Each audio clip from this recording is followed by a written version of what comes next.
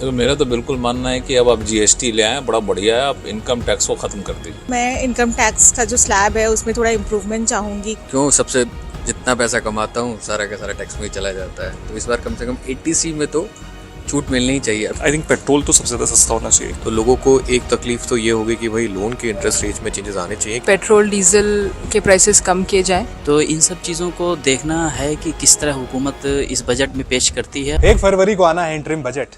Budget से पहले expectation बहुत हाई है। किसी को भाई इनकम टैक्स में छूट चाहिए, किसी को किसी प्रोडक्ट में छूट चाहिए, कोई कहता है मोबाइल सस्ते हों। एक्सपेक्टेशन बहुत सारी है।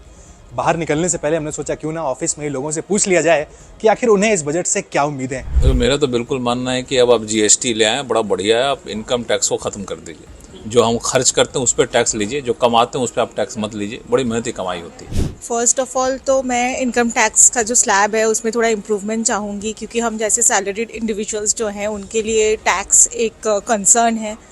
तो उसमें अगर थोड़ी सी राहत मिल जाए, अपर लिमिट थोड़ा बढ़ा दिया जाए तो वो थोड़ा सही रहेगा। इसके अलावा मैं चाहूँगी कि पेट्रोल और सिलेंडर के प्राइसेस थोड़े से कम हो जाए, तो उससे भी मिडिल क्लास को बहुत फ़ायदा होगा। सो इस बार बजट से मेरे को उम्मीद ये है कि एटलीस्ट स्मार्टफोन्स जो हमारे हैं वो एटलीस्ट सस्ते होने चाहिए। क्योंकि काफ़ी टाइम से बात हो रही है कि स्मार्टफोन्स पे मतलब सस्ते होने चाहिए। सो मेरे को लगता है स्मार्टफोन्स अगर सस्ते हो जाएं तो सबसे बेटर ऑप्शन रहेगा। मेरी सबसे बड़ी एक्सपेक्टेशन तो यही है कि इस बार कम से कम बजट में मेरे लिए टैक्स में ज़रूर छूट मिले। क्यों सबसे जितना पैसा कमाता हूँ सारा का सारा टैक्स में ही चला जाता है, तो इस बार कम से कम 80C में तो छूट मिलनी ही चाहिए।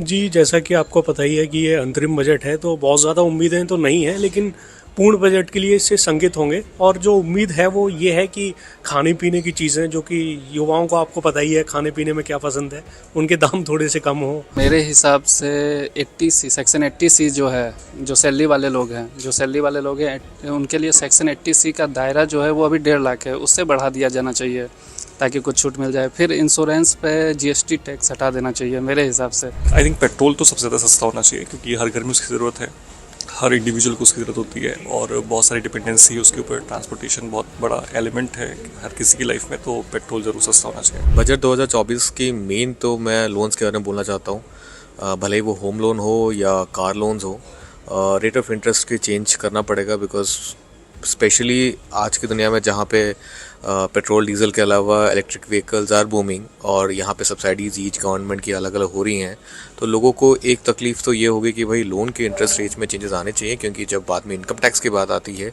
ये लोन्स मैटर करते हैं, specially for the housing society also. It's the same thing कि लोग जो घर लेना चाहते हैं, कोरोना के बाद हमने देखा है कि बहुत डाउनफॉल हुआ है मार्केट में।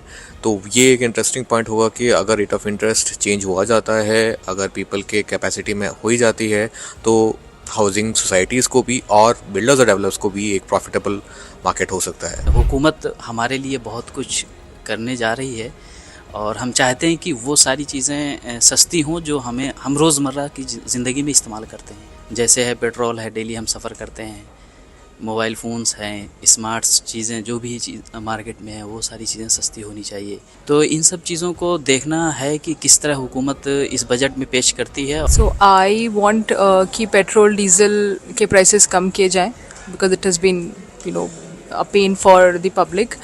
टैक्सेस के ऊपर एम्प्लॉयज़ के लिए, सर्विस पीपल के लिए टैक्सेस के ऊपर कुछ एग्जेम्पशन हो सके, हम उसका रेंज बढ़ाया जाता है कि हम ज़्यादा सेविंग्स कर पाएँ इस तरह से। एक्सपेक्टेशन है कि एक तो इनकम टैक्स स्लैब डेफिनेटली बढ़ना चाहिए। दूसरी चीज़ ये कि फ्यूल वगैरह भी जैसे हमारे पास काफ़ी स्टोरेज हो गया, तो वो भी थोड़ा कम होना चाहिए। जो हमारा इथेनॉल फ्यूल के ऊपर बात हो रही है वो भी यूज़ में आएगा, तो वो भी कॉस्ट कम होगी। एज अ मिडिल क्लास मेरी भी वही उम्मीदें हैं कि टैक्स में मुझे रिबेट ज़्यादा मिले, ताकि मुझे अपने कैश इन हैंड ज़्यादा हो और मैं उसकी स्पेंडिंग फिर अपने मुताबिक कर सकूँ। तो मतलब रिबेट हमें मिल जानी चाहिए।